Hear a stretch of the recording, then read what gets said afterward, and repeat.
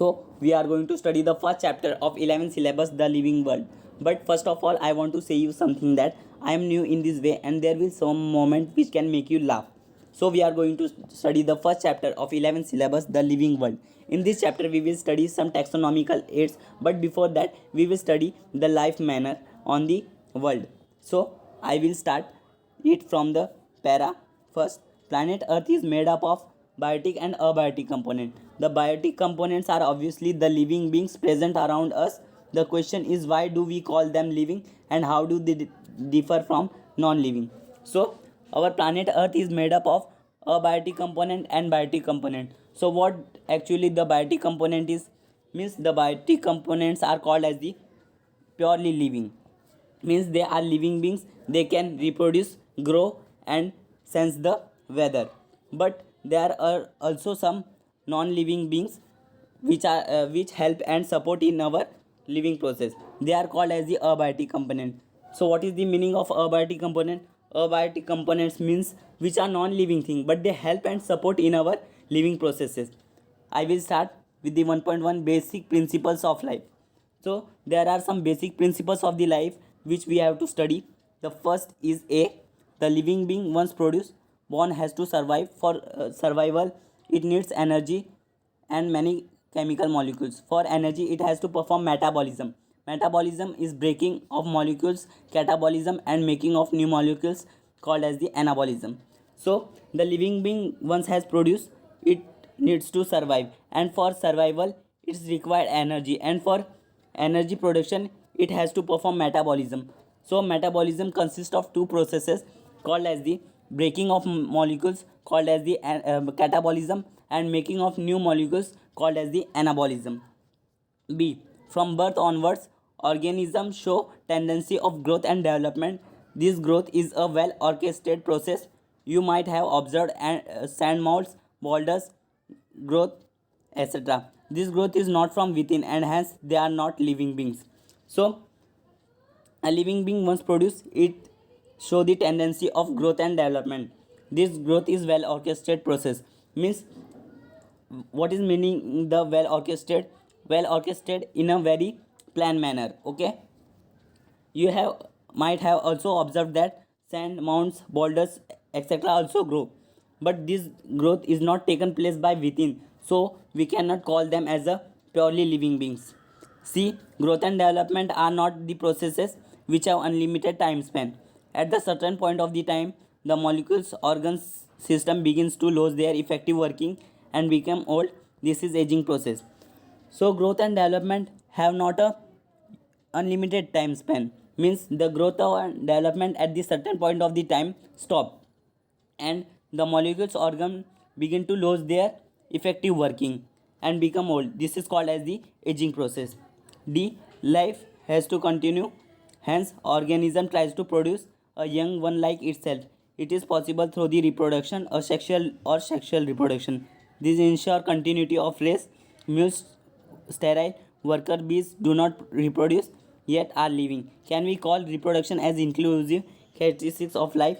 So for the continuity of the life, living being has to produce one organism like itself, and for producing a one organism it has to perform reproduction. So there are two types of reproduction, or sexual reproduction or sexual reproduction, and due to this the continuity of the race goes on continuously.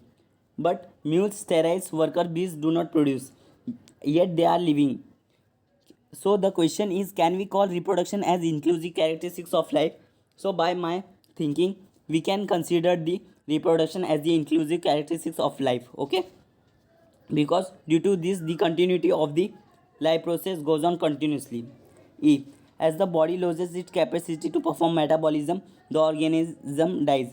Means when the body has not capacity to perform metabolism, it dies. Means there will not the energy production, and when there will no energy, then the organism will die. F. Any living being respond to thermal, chemical or biological changes in the surrounding. Responsiveness or irritability is unique property of living being. So every living beings reproduce sense the weather conditions and every living being respond to thermal, chemical or biological changes in the surrounding. So irritability and the responsiveness is the unique property of the living being. You have to keep in your mind that the responsiveness or irritability is the unique property of the living beings. The next para, there is immense diversity in the living organism. Since time immemorial, variety of organisms are living together on earth. In order to understand the interrelationship between the living and non-living, as well as between two living beings or groups, systematic study of this is essential. This data is also important for various industries and agriculture. Intensive laboratory and field studies in order to identify and classify the organism from strong basis for meaningful use of the collected data. If we need to study this diversity, certain aids called as the taxonomical aids can be used. This includes herbaria, botanical garden, museum, biodiversity parks, etc. So on the world there is an immense diversity of the living organism, means there is a lot of diversity of the living organism. Since time immemorial, variety of the organisms are coming together and start to live. In order to understand the interrelationship between one living being and other living being, we have to study the systematic study of this, means the systematic study of the living beings. Or this data is also important for various works like the for various like works like industries and agriculture. And for studying the systematic studies, we have to study the taxonomical aids. The taxonomical aids includes of herbaria, botanical garden, museum, biodiversity parks, etc. So we will study one by one. So first is 1.1, herbarium. So what is exactly the herbarium? The word herbarium, plural herbaria, was coined by Pitton de Tonefort in the book Elements. The art of herbarium was initiated by an Italian taxonomist Luca Ghini, and its lifespan is 1490 to 1556. Herbaria are effective tools in the taxonomic studies. A herbarium is essential, a dried plant specimen that is pressed, treated and mounted on the standard size sheet in order to preserve it. So the word herbarium was coined by Pitton de Tonefort, and he wrote a book called as the Elements. The word is taken from the book Elements. And the art of the herbarium was initiated by an Italian taxonomist Luca Ghini, and its lifespan is 1490 to 1556. So herbarium is an effective tool in the taxonomic studies. In this, we take one plant, dried it and pressed and stick it on the size sheet in order to preserve it.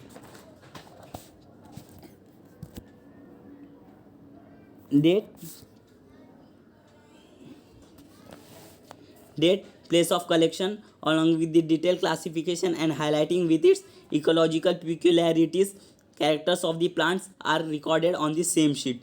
Local names and the common names may be added. This information is given at the lower right corner of the sheet, is also called label. Date, place of the collection, along with the detailed classification and highlighting with its ecological peculiarities, means when it's preserved and when it's taken on the sheet it has also mentioned. So on the right hand side corner there is a one label, and in this label we can know the scientific, common, local name of the plant and the its species also.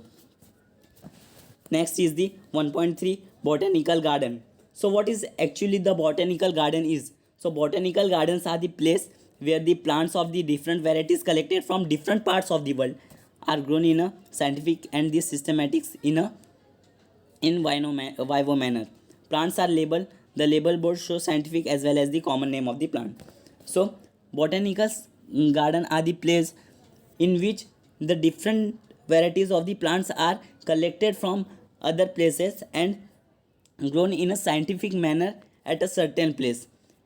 This is called as the vivo manner, means the manner of planting the trees.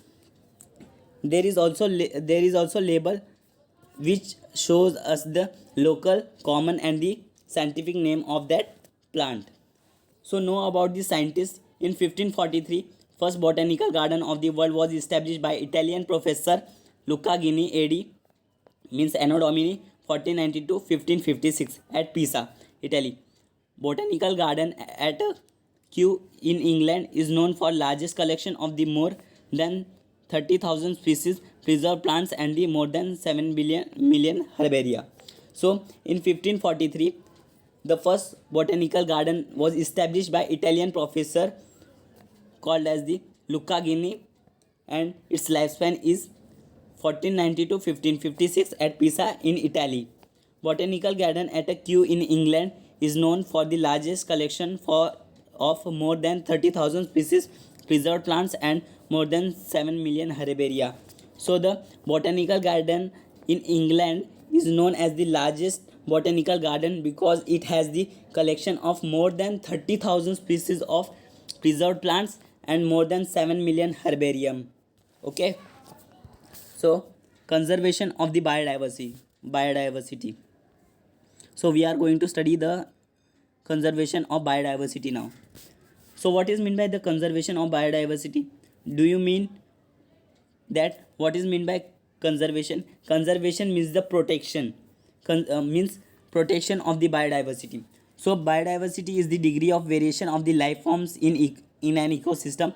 Biodiversity is essential to maintain ecological stability. The extent of complexity and the density of biodiversity can be regarded as a measure of health of an ecosystem. Population and explosion over exploitation of the resources have resulted in the loss of biodiversity at an alarming rate. Conservation involving attempting to slow down, stop, or even reverse the loss in the natural habitat of the organism. This is known as in situ conservation. Why does the loss of biodiversity matter? For many people, it is a simple moral or ethical issue, but it is very important issue to share with each others. We share our plant with a huge range of the other organism and we have no right to harm them. Biodiversity helps to maintain the stability in an ecosystem. Loss of one variety of the organism can affect entire eternity. So as I can read, so biodiversity is the degree of variation of the life forms in an ecosystem. So it is the life form in an ecosystem. Biodiversity is not made of only one organism, it consists of more organism. So we have to preserve it.